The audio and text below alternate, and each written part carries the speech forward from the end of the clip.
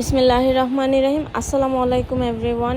এইরকম ময়লা যে থাইয়ের গ্রিলগুলা, এগুলা আজকে কিভাবে আপনারা একদম পরিষ্কার করে এমন নতুন চকচকা করে ফেলবেন সেই টিপসটাই আপনাদের বলবো। অ্যান্ড এইটা আপনাদের জানতে হলে যেটা করতে হবে, অবশ্যই আমার পুরো ভিডিওটা না টেনে দেখতে হবে, তাহলেই কিন্তু আপনারা আমার এই প্রসেসিংটা বুঝতে পারবেন। সো বেশি কথা না বলে চলেন গিয়ে ভিডিওটা শুরু করে দিই। তো ফার্স্টে আমি গিয়ে এরকম একটা ব্রাশ নিয়েছি, অ্যান্ড এই ব্রাশটা দিয়ে আমি যতটা সম্ভব এই ধুলাগুলা পরিষ্কার করে নিব। অ্যান্ড দেখতেই পারতেছেন এখানে অনেক ময়লা জমে আছে। আসলে আমি এরকম একটা ভিডিও করতে চাচ্ছিলাম অনেক দিন ধরে, তো সেজন্য আমি অনেক দিন ধরে এই গ্রিলগুলো পরিষ্কার করছিলাম না। এখন বলতে পারেন এখানে এত ময়লা কত বছর ধরে না জানি পরিষ্কার করি না।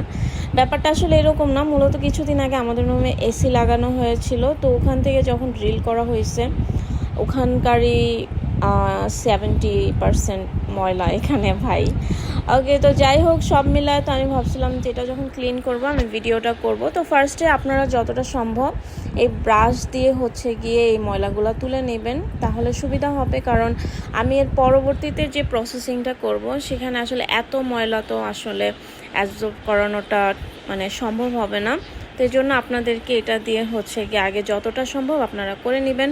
আর আমার একটা প্রবলেম আছে, সেটা হচ্ছে আমি যেই কাজটাই করি আমি আসলে ঘরোয়া কাজ বা ঘরের যে জিনিসপত্রে বা এক কথায় ফ্যামিলি আর রান্নাবান্না এই টাইপের কাজগুলো আমি একটু কম বুঝি। এখন দেখেন, আমাদের মহান আল্লাহ সুবহানাহু ওয়া তাআলা অবশ্যই সবাইকে গিয়ে সব গুণের অধিকারী করে নাই ভাই। তো আমিও গিয়ে আসলে ঘরোয়া কাজ তেমন একটা বুঝি না, পারিও না, বাট যতটুকু পারি আমি চেষ্টা করি আমার মন থেকে সুন্দর মতো করার। আর এটা আসলে পারফেক্টলি সুন্দর মতো না করতে পারলে আমার ভালো লাগে না। তো যাই হোক, এরপরে আমি ব্রাশ দিয়ে আসলে যতটা সম্ভব আমি ময়লাটা ক্লিন করে নিচ্ছিলাম। আর আপনারা যারা আসলে এভাবে ক্লিন করেন তারা হয়তো বা জানেন বা বুঝতে পারবেন, এই ব্রাশ দিয়েও যদি আপনারা করেন তাও দেখবেন যে এটার গিয়ে আসলে আপনি খুব বেশি হলে 70 to 75% ক্লিন করতে পারবেন। কজ এটার ধুলা কণা এগুলা থেকে যাবে। এটা ব্রাশ দিয়ে 100% ক্লিন করা কখনোই পসিবল না। এই যে দেখেন, আমি ব্রাশ দিয়ে ক্লিন করার পরও আমি অনেক খুঁতখুঁতা মানুষ ভাই, তো আমি যথেষ্ট চেষ্টা করেছি ব্রাশটা দিয়ে যতটা সম্ভব এটা ক্লিন করার জন্য। অ্যান্ড দেখেন, এই যে ক্লিন করার পরে আমার মনে হচ্ছিল এখানে 1 কেজি ময়লা আছে, ঠিক আছে, এতগুলা ইটের কণা টনা ছিল। তো আমার জামাই জাস্ট বলতেছিল এগুলো করা লাগবে না, বাদ দাও, ঠিক আছে, এত কষ্ট করে এটা করার দরকার নেই। আমারও বলতেছিলাম যে না, দেখো, এটা না করলে তো জিনিসটা নষ্ট হয়ে যাবে। কারণ থাইয়ের যে গ্লাসগুলো এগুলো লাগানো যাচ্ছিল না, আটকে যাচ্ছিল, খুবই ইরিটেটিং ছিল। তো এটা আমার করতেই হবে।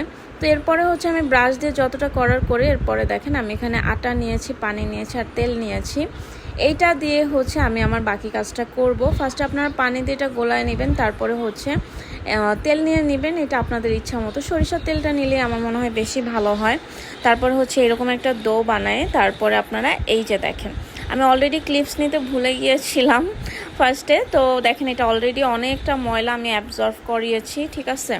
এখানে দেখেন এরকম ড্যাপ করে আপনারা যখন এই গ্রিলগুলোতে আটাটা এরকম প্রেস করবেন, তখন এটার ময়লাগুলো একদম সুন্দর মতো উঠে আসবে, ঠিক আছে। একটুখানি এক্সট্রা বাড়তি যে ময়লাগুলো ওইগুলো থাকবে না। আপনারা নিশ্চিত এই যে আটার যে গল্লুটা আছে এটা দেখেই বুঝতে পারতেছেন যেটা কতটা নোংরা হয়ে গেছে।